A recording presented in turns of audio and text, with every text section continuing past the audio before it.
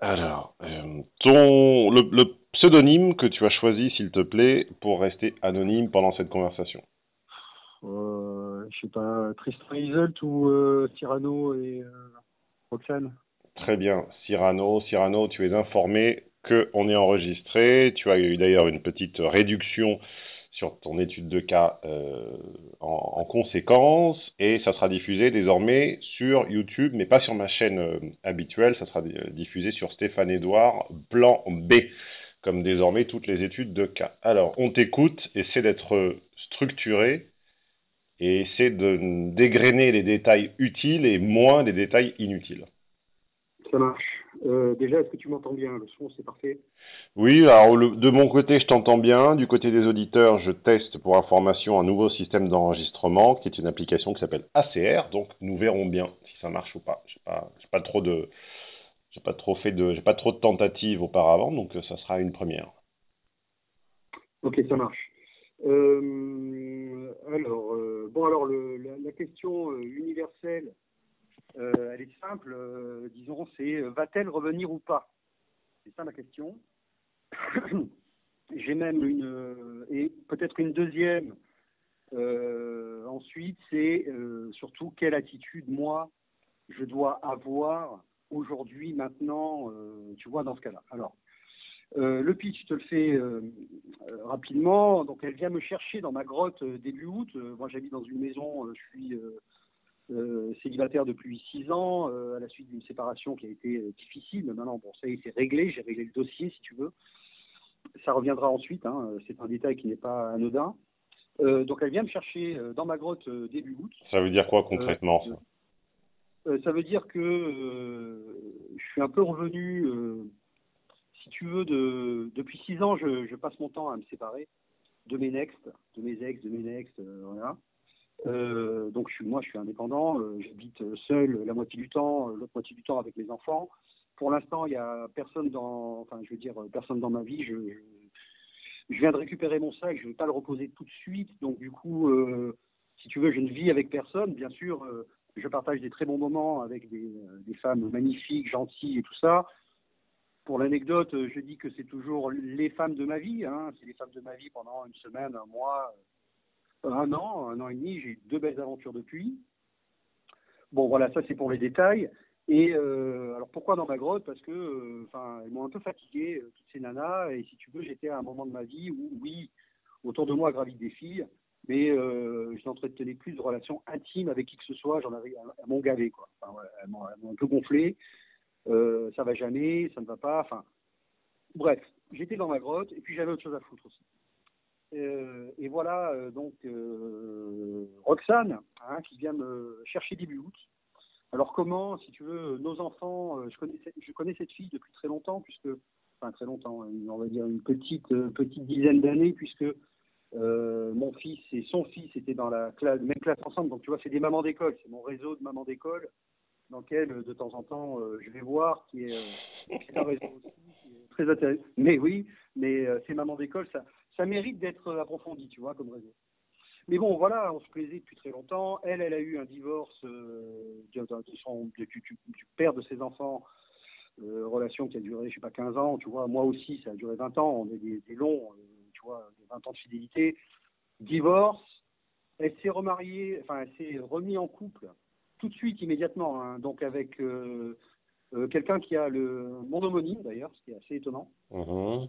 Mon homonyme, avec une petite majuscule au départ, et moi avec la grande majuscule, tu vois, elle a eu la gentillesse de me gratifier de la grande majuscule, c'est moi qui l'avais, quand elle parlait de lui et de moi, au bout de 4 ans, et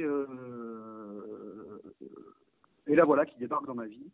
Elle me désire ouvertement, hein. Je compte plus les signes d'intérêt qu'elle déploie pour moi, c'est même super étonnant. Elle se perd dans ma rue, parce que j'avais amené son fils, tu veux, à Poilan, et pour venir le chercher, elle se perd dans ma rue, ce qui est quand même une performance, si tu veux, pour te dire l'état d'émotion de la première rencontre avec Roxane. Enfin, de son côté, elle était bouleversée d'émotion.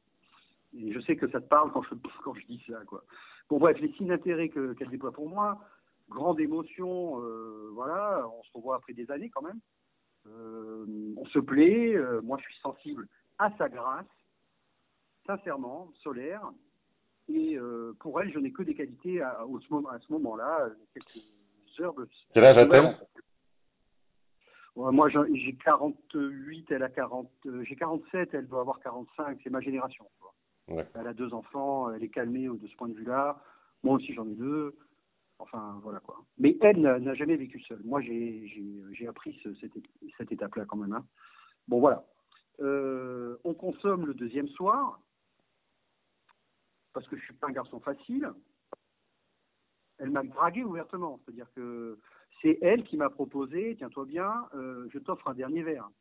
Ah, bah tiens, tu sais ce qui m'est arrivé pour avoir dit que la proposition d'un verre d'alcool était un signe d'intérêt sexuel? Bien sûr. Je suis un immonde misogyne, un immonde fasciste et j'ai la culture du viol parce que j'ai dit que le signe d'intérêt le plus clair, c'était une proposition explicite de boire de l'alcool. Qu'est-ce qu'elle vient de te faire? Ça. Mais évidemment, j'ai tort. Ça va. Moi, je veux bien boire de l'alcool avec, en charmante compagnie, ça ne pose aucun problème. Mais ce qui était très étonnant, c'est que c'est plutôt une parole qui est attribuée, enfin, qui est prêtée d'habitude à la jante masculine, et elle ne sort pas.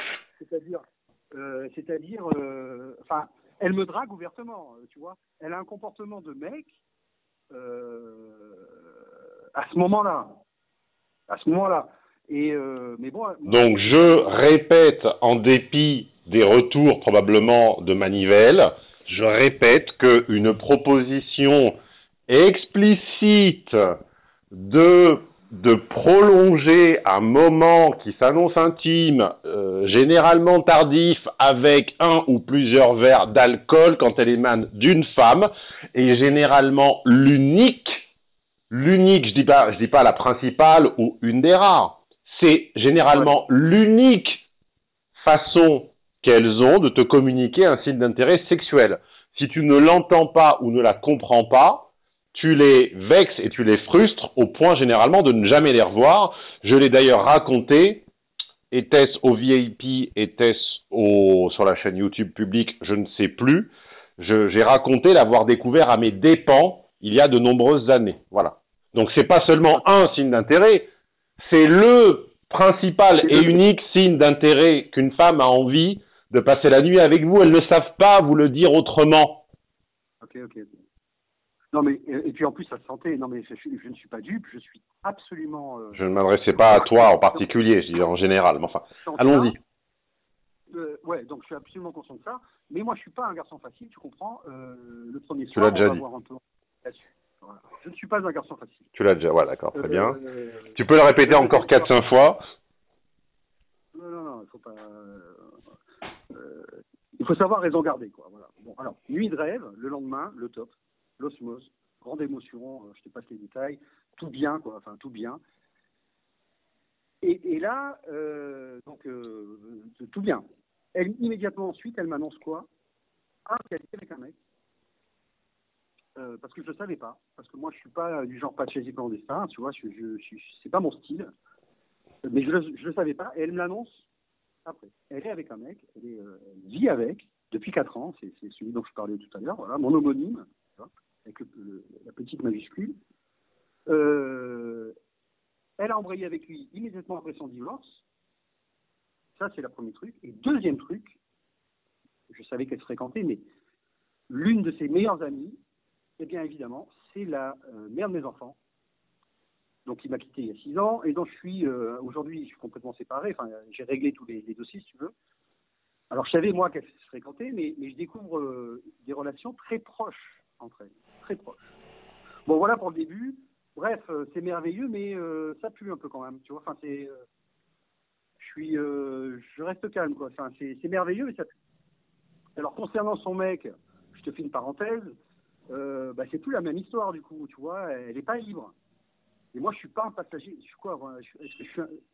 Elle me met en position de passager clandestin finalement dans sa vie. Et puis surtout, c'était pas le dossier du départ, quoi, tu vois. Enfin, conditions, c'est plus les mêmes. Bon, bref. Alors, et moi, je lui dis connement, parce que je t'ai trop écouté. Hein. Est-ce qu'elle est allée au bout de son histoire avec l'autre? Et je lui pose la question, évidemment, mais qu'est-ce que tu lui reproches exactement? Et elle me dit, j'ai rien à lui reprocher. On s'est jamais engueulé, jamais un conflit. Alors là, je te cache pas qu'il y a quelques voyants rouges qui font tilt dans ma tête, genre bip bip, tu vois, enfin c'est à ce moment-là, mais bon, je me rassure. Je me dis que comme elle a embrayé direct avec cette relation, c'est peut-être une relation de transition, tu vois, enfin, c'est assez écrit, les relations de transition, bon, c'est tu prends un doudou, tu prends un chouchou, enfin voilà. Et que surtout, si elle est venue me chercher, enfin moi, j'ai pas été proactif dans l'histoire, on est d'accord, que si elle est venue me chercher, parce qu'elle m'a sorti, quoi, tu vois, c'est qu'elle s'emmerde, elle s'ennuie dans son couple. Enfin, je me dis, bon, ok. Bon, ben, je lui dis en gros que moi, j'adore nous deux, mais finalement, pour qu'il y ait une vraie histoire, moi, je suis conscient qu'il faut qu'elle se débrouille avec ces deux soucis-là qui m'apparaissent au tout début de la relation, alors qu'on se plaît, enfin, tu vois, tout ça. Qui sont pas mes soucis en plus. Hein. Moi, j'ai réglé les problèmes avec mon ex et j'ai réglé et surtout ce mec-là, je le découvre, quoi. Tu vois, donc attends. Tu veux, moi, j'ai passé 6 ans à régler mes problèmes. Elle débarque avec deux nouveaux. Elle a rien réglé du tout. Et puis bon, elle met ça dans la balance. Bref, l'été continue. Je pars en vacances en mode enfant, en mode papa avec mes enfants. C'est une période merveilleuse. C'est à ce moment qu'il y a une cristallisation à la Stendhal. Je crois que ça t'évoque, oui, tu en as déjà, je crois que tu en as déjà parlé, voilà. Échange, mots doux, déclaration amoureuse, en voiture, en voilà. Voilà, Stendhal a décrit ça comme étant une cristallisation avec une relation à distance. C'est parfait, hein, ça va très vite, mais c'est génial pour notre début d'histoire. Elle-même, elle se casse en vacances avec son mec, en Bretagne, au même moment, et en me disant qu'elle a l'intention de rompre avec monsieur. Bon, ok, vacances, je te passe le truc, on rentre, on se voit immédiatement, et là c'est l'apothéose. Mieux, elle s'engage, elle dégage le gars, avec ses affaires et tout, il retourne chez sa mère. Donc puisqu'ils vivaient ensemble, tu vois, elle dégage là. Et tout de suite, elle me dit, parce qu'il y a quand même le volet financier dans cette histoire, là je te parlais du volet sentimental, mais il y a quand même aussi un volet financier, qui est, il y a 1000 balles de fuel à rentrer, 2, il s'est cassé, et évidemment, monsieur ne paye plus le loyer, puisque la baraque est à elle, tu vois. Et c'est lui qui payait le loyer, donc tu vois, ça fait 2 gouffres financiers qui viennent de s'ouvrir pour elle toute seule, parce que moi, il n'est pas question que... Enfin, j'en ai même pas parlé, c'est allé très vite, mais que j'emménage chez elle. Mais c'est quoi cette histoire de fioul? Vous vivez en Sibérie? Non, je vis sur la Côte d'Azur, à côté de là où tu habitais avant. J'habite Villeneuve-Loubet. Non, mais c'est pas ça, c'est que... Et comment elle a fait pour dépenser 1000 balles de fioul à Villeneuve-Loubet? Elle a une piscine chauffée ou comment ça se passe?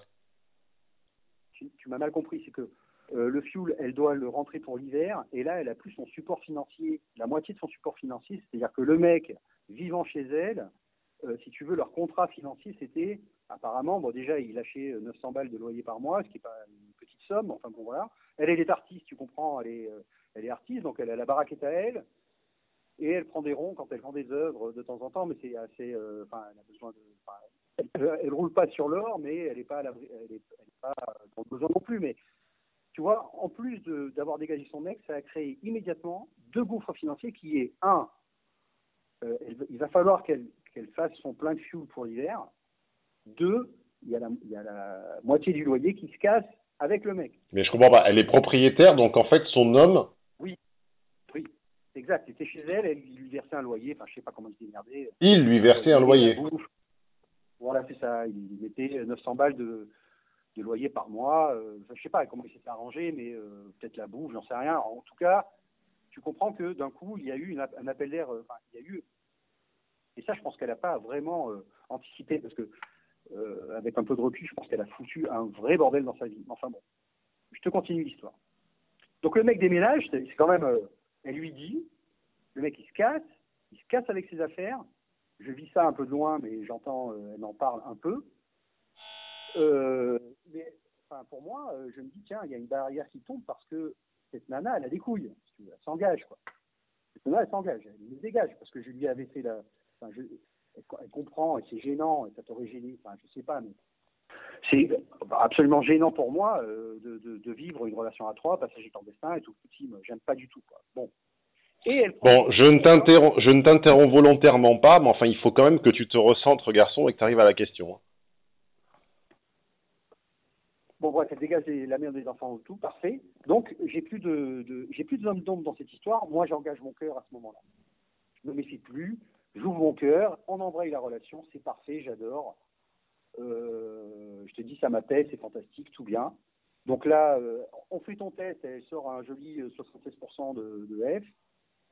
Elle vit de plus en plus chez moi, bref, elle emménage chez moi, ce qui est incroyable. Donc, elle te verse un loyer. Non, j'ai pas demandé ça, moi. Ah ben évidemment, parce que quand on emménage chez elle, il faut qu'on paye, mais par contre, quand c'est le contraire, on peut pas leur demander. Ça s'appelle l'égalité homme-femme, ça s'appelle la parité. Tu as raison, mais je n'ai pas mis ça dans la balance. On n'a même pas parlé, ça a été très très vite. Petit à petit, elle arrivait chez moi, elle passait de plus en plus de temps, même si elle avait du temps aussi chez elle. Mais enfin bon, ça c'est la fin de l'acte 2, l'éclate. L'acte 3, c'est simple, c'est la rupture. Je t'explique comment ça se passe. On se quitte le matin pour avoir fait l'amour. On ne doit pas se voir dans la soirée parce que j'ai une obligation pro. Le lendemain, 8h sur WhatsApp. Elle m'explique avoir ramené du courrier à son ex le soir et elle a passé la nuit chez lui. Bon, ça fait chier. Besoin de lui. Alors, les arguments, c'est besoin de lui. Notion de manque, même quand elle était avec moi. Pincement au cœur en pensant à lui. Bref, voilà, elle a passé la nuit avec lui. Donc, du coup, elle me balance. Le lendemain, 8h WhatsApp, tout allait bien. Voilà. Le lundi, on se cassait en Corse pour une semaine. Bon, c'est moi qui ai lâché les billets. Pas grave. OK ? Ça, c'est le vendredi matin. Pour les derniers jours de septembre, c'est foutu.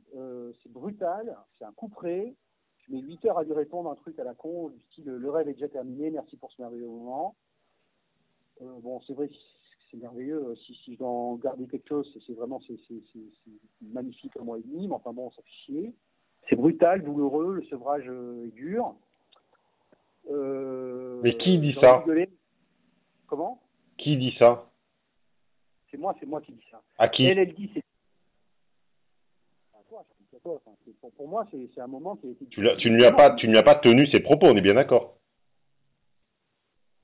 Est-ce que je lui ai tenu ses... Non, moi je veux être positif, c'est une histoire positive, je veux rester positif. Je me la suis pris dans la gueule. Je lui ai dit que... Je lui ai sorti un gros mot, tu as raison. C'est vrai, pardon, j'ai fauté. Je lui ai dit, tu me manques. C'est vrai, j'ai dit ça. Non, c'est vrai, j'ai dit ça, tu as raison. J'ai fauté, j'ai dit ça. Mais je ne suis pas répandu là-dessus parce que je veux garder une belle image de notre relation. Je n'ai pas compris, je voulais des explications, bref. J'ai quand même accusé le coup. Hein. C'est un sevrage. Hein. Bon, l'acte 4, c'est en ce moment.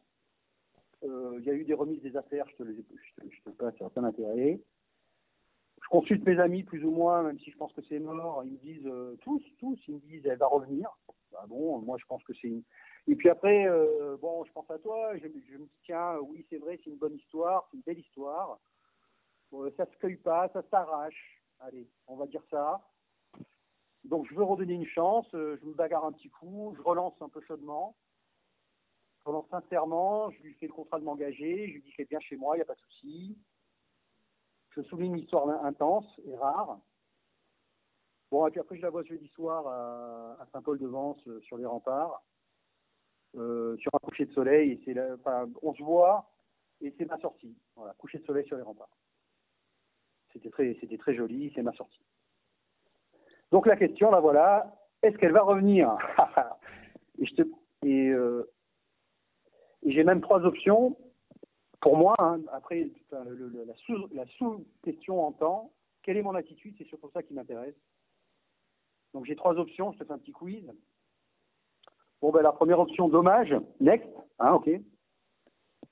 Deuxième option, j'attends de ses nouvelles, c'est très logique, elle finit son histoire. Une nana qui quitte son mec sans lui faire de reproche, ça n'existe pas. Bon, ben alors du coup, ni son ni lumière, tant que j'ai pas signe de sa part. Et j'imagine même pas l'ambiance de son côté, tu vois, à la place du mec, moi j'y serais pas retourné. Hein. Moi j'y serais pas retourné, à la place du mec.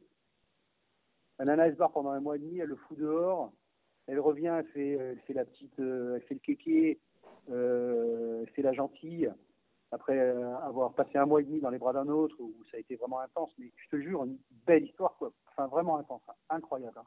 L'amour d'été, hein, je vais te dire peut-être, hein, voilà. Bref, ça peut pas durer leur truc, ou alors, troisième option, je relance régulièrement. Voilà. Je fais le tout. Ou alors je relance même pas. Enfin, voilà. Voilà, Stéphane, tu connais tout. Bon.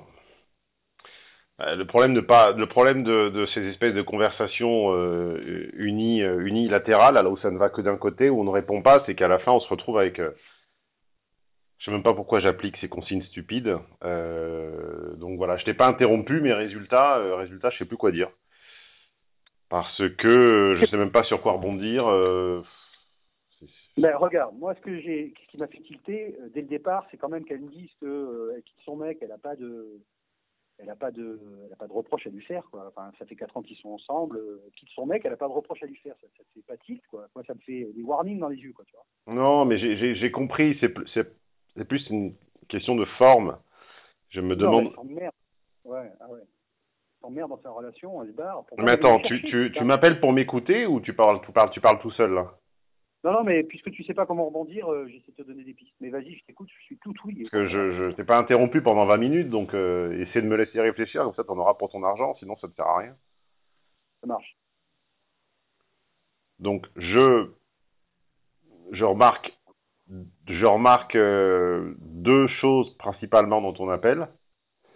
La première, c'est que tu me sollicites pour ce qui devrait être totalement de l'ordre de ta décision.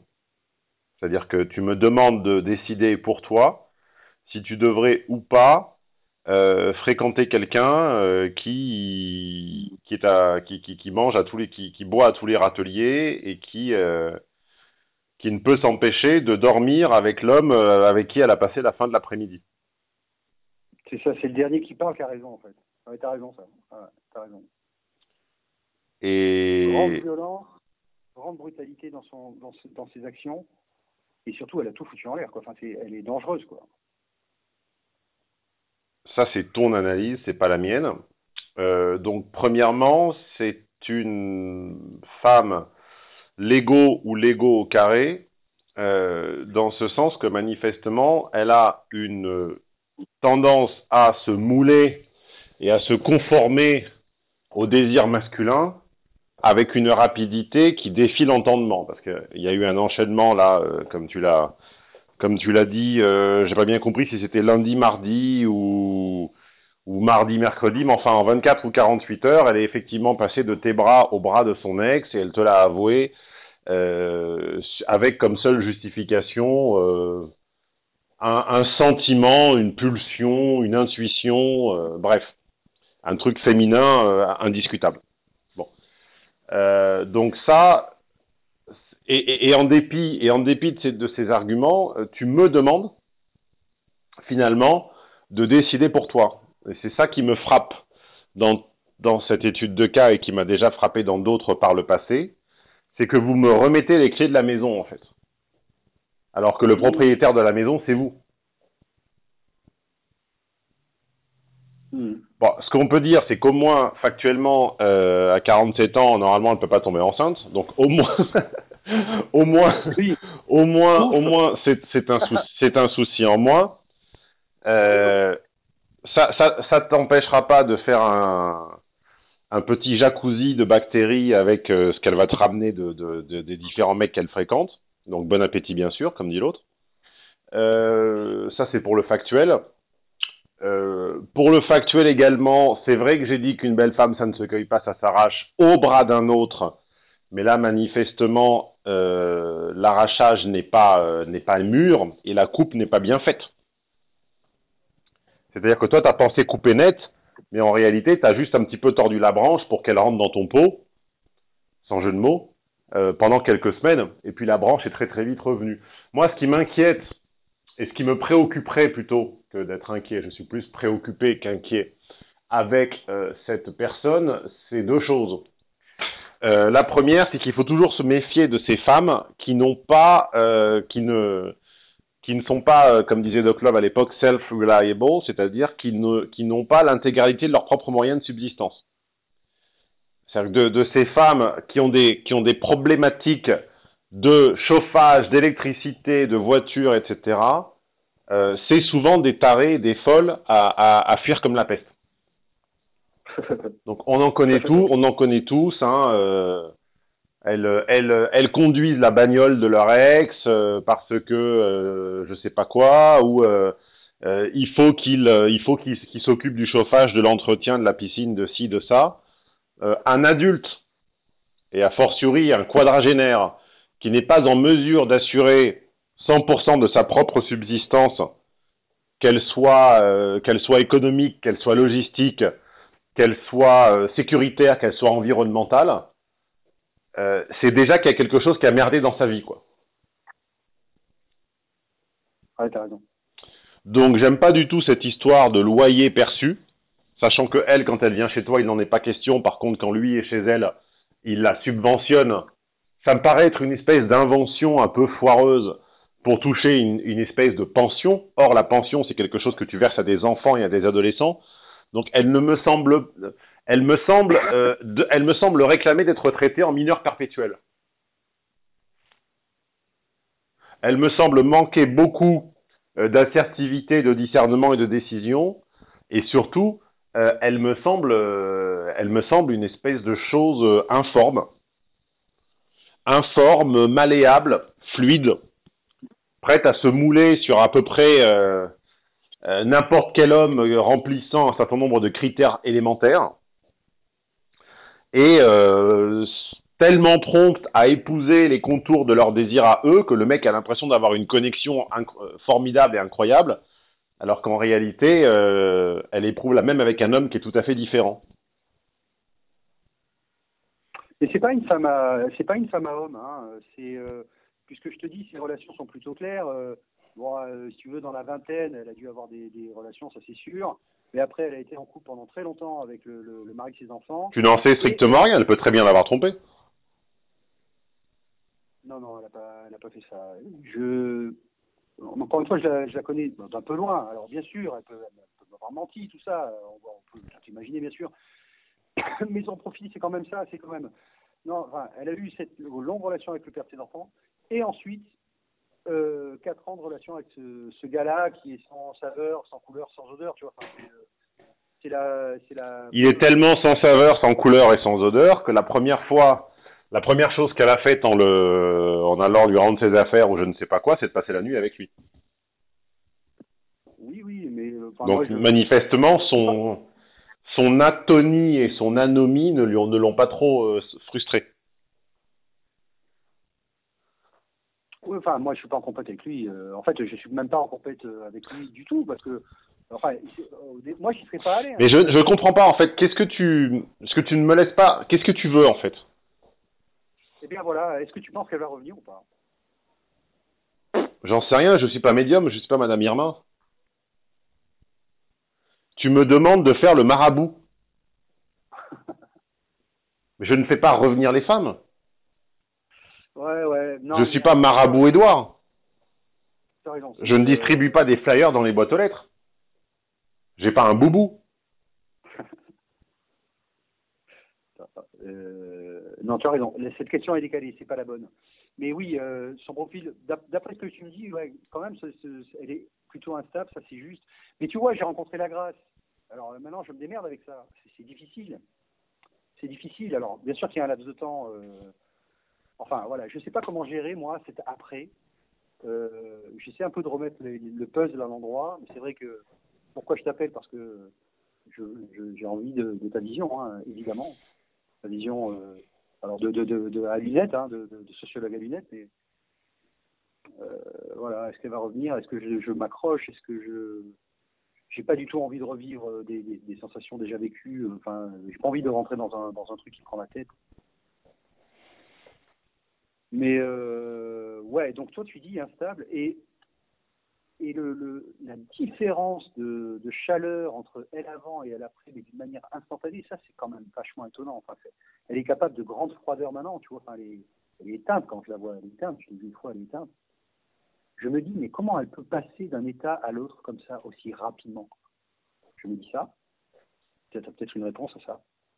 Cette soudaineté, cette brutalité. En même temps, elle a été honnête, hein, je peux pas lui en vouloir. C'est une question.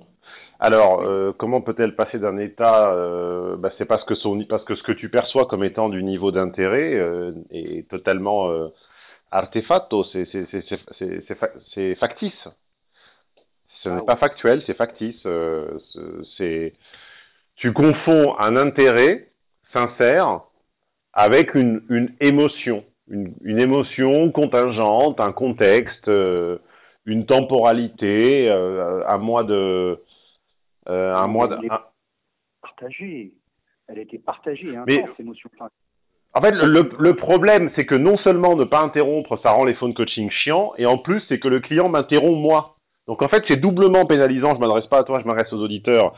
Vous voyez bien que c'est doublement nul, parce que non seulement ça ne va nulle part, et en plus, quand du coup j'essaie de rattraper un quart d'heure de silence en développant une pensée, je suis systématiquement coupé au bout de la première phrase. Donc je vous fais entendre à quel point vos propres requêtes sont incohérentes. Oui, Nicolas, pardon, je sais plus comment tu t'appelles d'ailleurs. Cyrano, ouais. Oui, pardon, excuse-moi. Le fait d'être au téléphone avec toi, j'ai l'impression que c'est une conversation et en fait, j'ai oublié que c'était un format pro et enregistré. Je suis désolé. C'est une conversation où tu me coupes tout le temps la parole, sauf que normalement, la règle de l'intelligence bien compris, c'est qu'on coupe la parole pour apporter une valeur ajoutée. Mais là, en fait, tu coupes la parole pour me donner ton avis.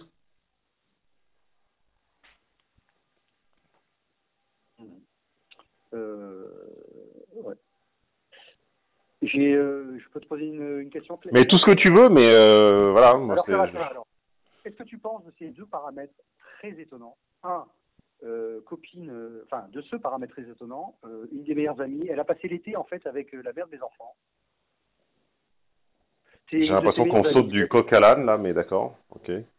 Mais c'est un truc que j'arrive pas à expliquer. Alors là, pour le coup, mais enfin voilà, elle passait l'été ensemble, machin. Elle était même à son mariage.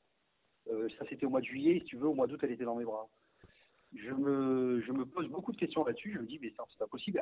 Est-ce que j'ai été un fantasme pour elle même? Tu vois, le fait d'avoir eu. Enfin, je me pose des questions comme ça, complètement. Enfin, c'est complètement stérile, hein, mais qu'est-ce que tu en penses de ça? La proximité avec la mère de mes enfants, c'est très étonnant ça. J'arrive pas à mettre une explication là-dessus. J'en pense rien. Je me dis que c'est de toute façon le lot commun de tous ces espèces de cercles endogames dans des petites villes de province. On parle de très petites villes. Je connais bien ce coin. C'est la mort toute l'année, pas au mois de juillet, au mois d'août. Donc on parle de très petites villes. On parle c'est-à-dire que le nombre de quadragénaires de même classe sociale dans une ville de la taille de Villeneuve-Loubet qui doit avoir 2 écoles maternelles et 3 primaires ou quelque chose comme ça, et qui sont susceptibles de se croiser à l'école, je veux dire, ça se compte sur les doigts des mains et des pieds, quoi. Donc tu prends pour un signe du destin quelque chose qui est simplement de la sociologie et de l'urbanisme. Vous habitez dans des tout petits bleds, donc il est évident que les quelques femmes de 40, 50 ans, pas trop estropiées et encore disponibles, vont se connaître ou au moins avoir des connaissances en commun de niveau 1. C'est juste. C'est juste. C'est vrai, je les connais quasiment tous. Bah oui. C'est juste. Okay. Bon, voilà, et vendredi, je vois une ex à moi, du coup. Et je voulais avoir ton avis, enfin, parce que ça, c'est la conclusion. Hein. Moi, je vais la laisser faire son truc, j'en sais rien. Enfin, là, c'est une mission de lumière. De toute façon, là, je pense qu'on n'est plus que 2, hein, puisque je pense qu'à ce moment-là, du phone coaching, plus personne n'écoute. Et je verrai bien les stats d'audience. Oui, après, tu en fais exactement ce que tu veux, bien sûr. Ouais, je vois une ex à moi, et alors là, pour le coup, elle match sur tout ce que tu as dit, hein, c'est la relation parfaite. Voilà. Mais d'après toi, arriver dans une relation après avoir quitté une aussi vite, est-ce qu'il faut prendre des précautions ou pas? Est-ce qu'il faut embrayer direct?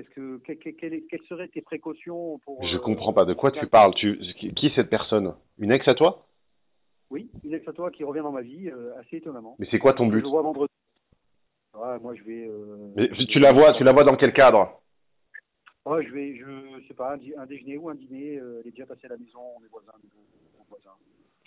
Donc, je vais la faire rentrer dans ma vie. Est-ce que tu as des précautions est-ce qu'il faut que je fasse attention à certains trucs pour pas non plus flinguer cette relation qui peut être pas mal. Mais je comprends pas. On fait 80% de la conversation sur une personne Et dans les 5 dernières minutes, tu me dis, bah en fait, j'avais comme plan une autre. Non, mais ça, Quels sont tes c'est le conseils et tes prologue. précautions à prendre, c'est ça? Je comprends pas ce phone coaching. Ouais, c'est le conseil et c'est le prologue. C'est le prologue de l'histoire. Moi, j'embraye sur un autre truc, on verra bien. Enfin, voilà. Est-ce que et comme c'est, enfin, comme c'est très frais. Mais Et quel que est ça se passe- quel est ton problème avec elle? Ah, j'ai pas de problème. Mais alors pourquoi? Alors, moi, je ne donne. J'essaie de faire, quand on m'en donne les moyens, des analyses psychosociologiques d'assez bon niveau sur des situations un peu complexes. Je n'ai pas comme ça au vol 3 conseils couples à donner, à part mes séminaires couples. Enfin, je sais pas. Enfin, ça veut dire quoi donner des conseils sur une personne avec qui dont je ne sais rien, que tu vois vendredi, je sais même pas pourquoi, dont je ne sais même pas ce qui s'est passé avec elle par le passé. Et comme ça, tu penses qu'il faudrait 3 petits conseils comme ça égrenés au vol, en vitesse, et que ça aurait une quelconque valeur ajoutée pour toi? Ouais, t'as raison, c'est idiot. Ah, je verrai bien ce qui va se passer vendredi. Voilà. Bon, d'après toi, alors, ok, recentrons sur l'histoire et ce sera la conclusion, si tu veux bien. Donc, d'après toi, cette histoire, elle n'est ni complexe, celle que je viens de te raconter, ni complexe, ni finalement, ni complexe, ni étonnante et assez banale finalement. Non, j'ai rien dit de tout ça, mais quand j'ai essayé de commencer à réfléchir sur ton histoire, tu m'as systématiquement coupé. Donc en fait, j'ai perdu mon fil et je sais plus quoi dire. Je m'en suis pas rendu compte. Ouais, d'accord. Donc j'en sais rien. Je n'ai jamais prononcé aucun de ces qualificatifs. J'ai dit ni banal, ni je sais pas quoi. Je suis bien désolé que la grâce soit partie ou repartie. Mais entre le format écrit que tu as lu et le fait qu'on se soit dispersé et le fait de pas t'interrompre et le fait que quand j'ai voulu répondre tu m'as interrompu, ben je sais plus. Je sais plus ce que je pense, je sais plus ce que je dois dire. Donc je te souhaite bonne chance. Si tu veux, on recommence. Hein. Ah non, non, non, c'est passé, c'est fait. Non, mais ça va. Ok. Bah ouais, bonne chance. La prochaine fois, il faudra accepter que quelqu'un qui formule un problème ait besoin d'être drivé et que ça passe par des interruptions et que ces interruptions soient faites pour recentrer ou apporter une valeur ajoutée. Je le dis également à tous ceux qui s'en plaignent à longueur de temps. Comme ça, ils voient ce que ça fait. Ok. Et je te suggère également, quand tu rémunères quelqu'un pour entendre ses analyses, d'essayer de ne pas le couper. Tu auras plus de résultats.